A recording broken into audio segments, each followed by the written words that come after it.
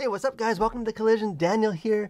There wasn't a whole lot of movies to enjoy this past year. Movie theaters were shut down, not a whole lot of new releases, but we did get another Pixar movie, Soul, kind of landing at the end of the year as a final kind of gift for making it to the end. So let's talk about it.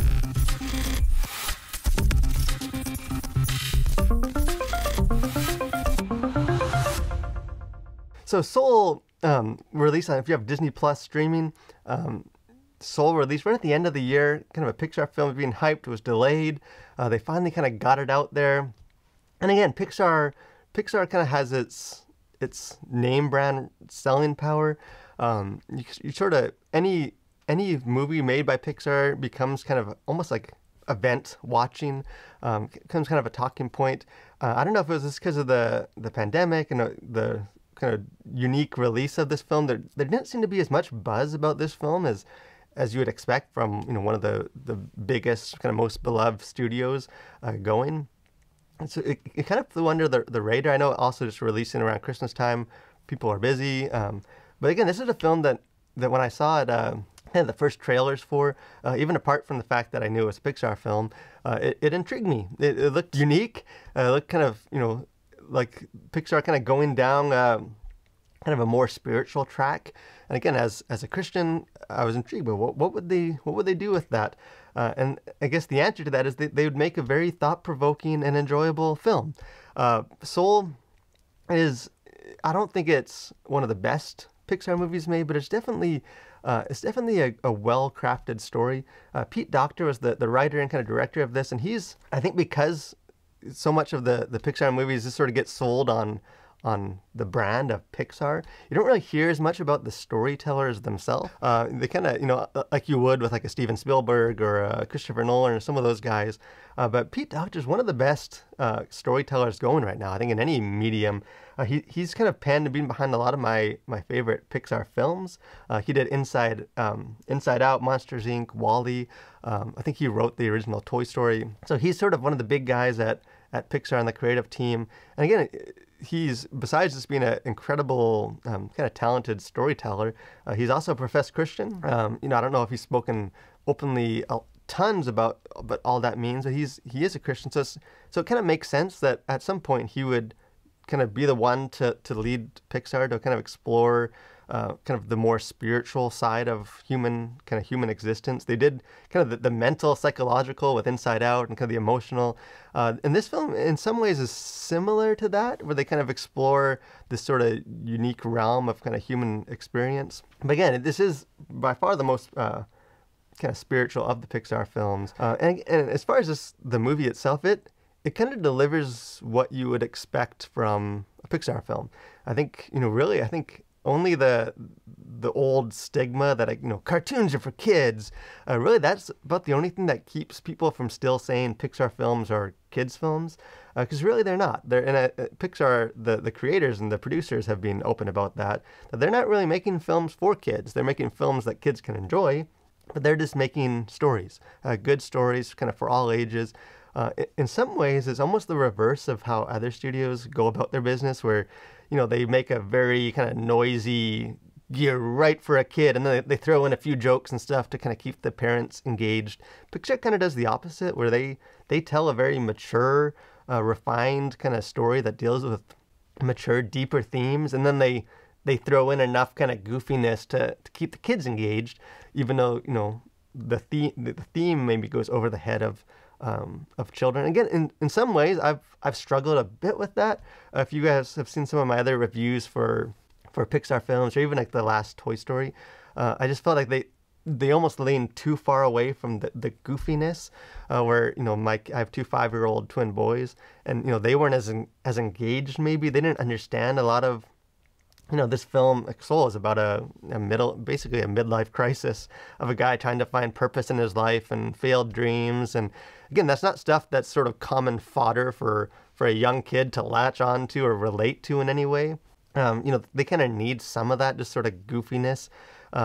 And Soul is kind of in line with like a Toy Story 4, where there isn't tons of it, but I think there is enough, and there's enough kind of color and visual stuff going on that it is engaging for kids. But I think beneath the surface, the trade-off for that is that this is a very kind of mature story. And I think if you can get past the fact that this is just a cartoon, that this is animated, this is a kid's film, I think if you can kind of approach it as like an older viewer, I think there is a lot of just sort of interesting kind of lessons to learn and things to think about in this film. Sort of the premise of the film, I don't want to get too into the, if you guys aren't familiar with it, I encourage you guys to check out a trailer for the film. But kind of the basic premise of the film is you have kind of a middle-aged man who loves jazz music, kind of a failed musician that never really made it doing what he loved, and now he's kind of teaching middle school band and just kind of going through the motions, the tedious motions of life, and just isn't fulfilled. He dies, he falls down a hole, kind of goes off into the world of the souls, and he's tasked with kind of mentoring another soul that's looking for a body that needs to kind of be prepared for life. And I'll get into some of what that means in a second. But and you have this soul that's, they're numbered. There's thousands and thousands of them. This soul is number 22. This is a soul that's been in existence for a long, long, long, long time. And they play off of that a lot with some jokes that were hilarious, based on kind of famous figures and other mentors and things that, again, kids would not get, but I was chuckling at. But you kind of have this union of a middle-aged guy that has lived but kind of didn't have a fulfilling life. Then you have a soul that has been too scared to go unite with a body, to come down to earth, and just not sure what the point is. Can't see the point of life. So you kind of have two characters on different ends of the spectrum that are both struggling with the same thing of sort of what's the meaning of life? What makes life worth living? What makes it fulfilling? Not your typical kind of boss baby, DreamWorks kind of theme going on, but it gives sort of two perspectives on the same issue of so what makes life worth living. And again, there's a lot of interesting things that this film touches on, and again, I haven't seen enough yet. The film's new enough to see kind of how like the Christian world approaches this film. There's always sort of that uneasiness when kind of Hollywood or something steps into the theological realm. And again, this film is, if you're looking for orthodox Christian theology, as the early Christian fathers would have taught it, you're not going to necessarily find that here. This is a lot of creative liberties. This is kind of an entertaining story. It's not trying to teach kids theology. It's not trying to be consistent with, what the Apostle Paul would have wrote in his epistles. But I think at the same time, if you can get past that, if you just accept, hey, this isn't a Bible study, this is a film that's just dealing with some of the spiritual stuff. I think there's some interesting stuff in this film that as Christians we can kind of latch onto. And I think one of them is just the reality of the soul. You don't get a whole lot of films that are that kind of play around with the idea that there is sort of this soul, that we're not just sort of, material matter, earthliness, dust to dust, that there is more to us. And I think in the film, it's kind of set almost in this weird like middle ground. You have the great before, which is never explored or explained, where souls come from. They just sort of exist. Again, as a Christian, you can fill in the blanks there if you want. But then you have like the great after, what happens after death, where the soul goes, and it doesn't explore that as well. But it does center in this sort of it's almost like soul boot camp, where souls kind of once they're made, they kind of go and they get experiences and they kind of develop some of their personalities and kind of get ready to live. And once they've found their spark, then they're able to kind of be sent down to earth and kind of find a body. So again, you have kind of an interesting kind of theological truth. Souls pre-exist the body; they go on after the body. And I think that's an interesting thing for a mainstream film to explore. Obviously, all the details of that aren't maybe consistent with what kind of an Orthodox Christian would believe. But I know even just as a parent, I was able to kind of have a conversation with my own kids about, hey, you guys have a soul too. You guys came from somewhere. It's not like in the movie. You don't go to soul boot camp or anything, but there is room for it. Kind of does nestle right into sort of that kind of theological niche where it doesn't contradict necessarily what we would read in the Bible, but it does kind of add to some of that in ways that are just kind of fanciful. Kind of another area that this film kind of raises some interesting perspectives on? Is this sort of on the idea of like creativity and what is our purpose?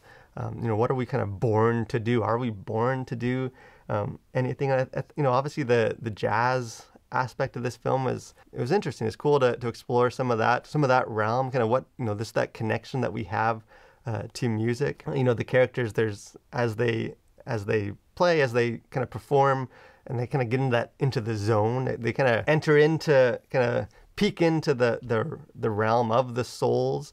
And I just thought it was interesting to me, sort of like the idea that creativity, when you're really in tune with this sort of kind of creative spark that you have, it does bring you closer to this kind of spiritual reality, not in a real pagan kind of sense, but it does kind of bring you in tune with sort of a higher reality than we have. I think is an interesting thing to explore. But on the other side, it's also interesting that this film in some ways is a very kind of almost anti what you would expect from like a Pixar or a Disney or some of these stories, that the film kind of draws the line between what your spark is, what your passion is, and what your purpose is. The main character in this film is just kind of convinced that his purpose on life is to play jazz music, and until he can do that full time with his whole being, then he's just unfulfilled. He's missing opportunities. He's just sort of putting in time on Earth until he can finally get his big break and kind of finally do what he was born to do, he says. And again, in the film, when he kind of has that moment, when he kind of gets what he's always wanted,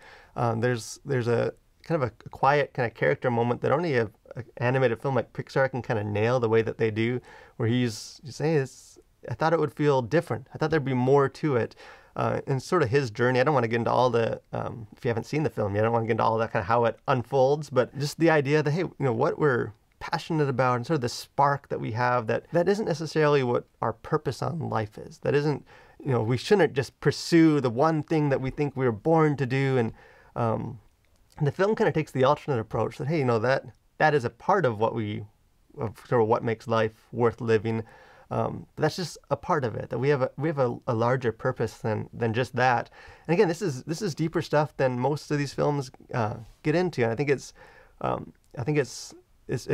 pretty deep and powerful stuff. To, hey, there's just enjoy the life that you have, kind of make every minute of it, rather than always sort of wishing upon a star what the next thing will be. If I could only have this. It's saying, hey, there's things that make life worth living kind of all around you. And again, you kind of have the 22, the soul that's kind of new to Earth, hasn't lived before. Kind of through that perspective, almost like an infant, through that perspective, you kind of helps the main character see that the little things in life that kind of have that magic to it, that have that kind of wonder to it in the world that we just walk past every day and ignore. And I think that's a lesson that besides 22, the soul needs to learn. I think a lot of us just need to take note of. Again, this is a good movie. I think there is some funny humor, especially if you're an older viewer. There's humor and kind of references to things that you'll catch that maybe your kids or a younger viewer wouldn't necessarily catch. There is some silly stuff, like when the souls come to Earth.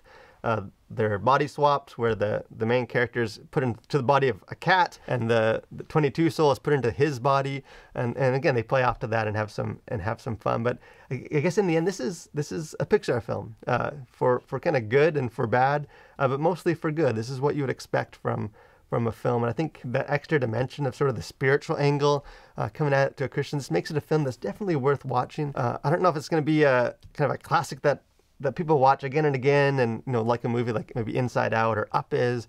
I don't think it's going to maybe be as big of a hit with children as some of, I guess, Toy Story is, but it is definitely a film worth watching if you have access to it on Disney Plus or whenever it becomes more widely available. Encourage you guys to check that out. But again, I'd love to hear what you guys think. Did you enjoy this film? Maybe if you're coming at it from a different kind of religious perspective. If you're not a Christian, did you still latch on to some of what's going on in the film? If you are a Christian, how did you kind of take the Pixar wading into the theological waters?